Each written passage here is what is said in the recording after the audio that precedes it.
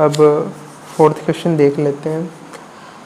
Fourth question क्या है, ए bullet having mass दे दिया is fired toward a fixed wooden block with velocity 30 metre per second if it's come out of the wooden block with velocity 20 metre per second then the total work done by resistive force.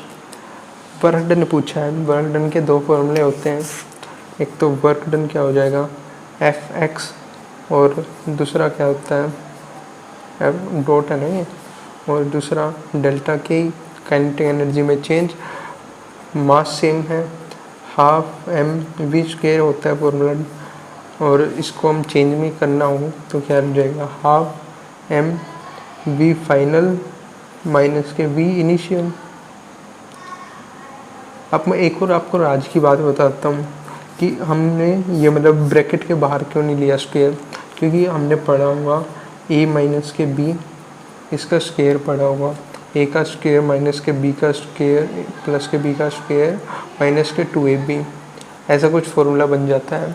लेकिन उससे फिर answer गलत आ जाएगा, इसलिए हम इसको अंदर ही लेते हैं। दूसरा इसका ये भी रीज़न है कि इसको हम ऐसे करते हैं, क्या होता है मतलब के ई फाइनल माइनस के ई इनिशियल, डेल्टा के इसको ही कहेंगे ना।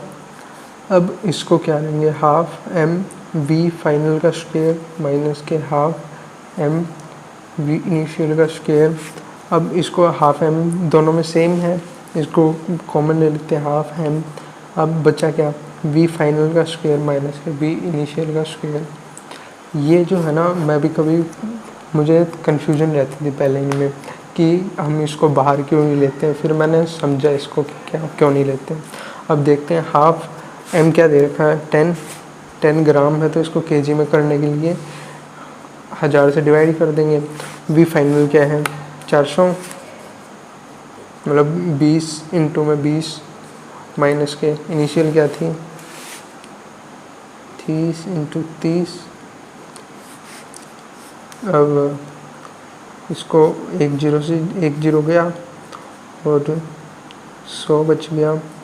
यहाँ पे क्या है 400 टू में क्या है 900, ये क्या हो जाएगा माइनस के 500, ऐसा कुछ हो जाएगा।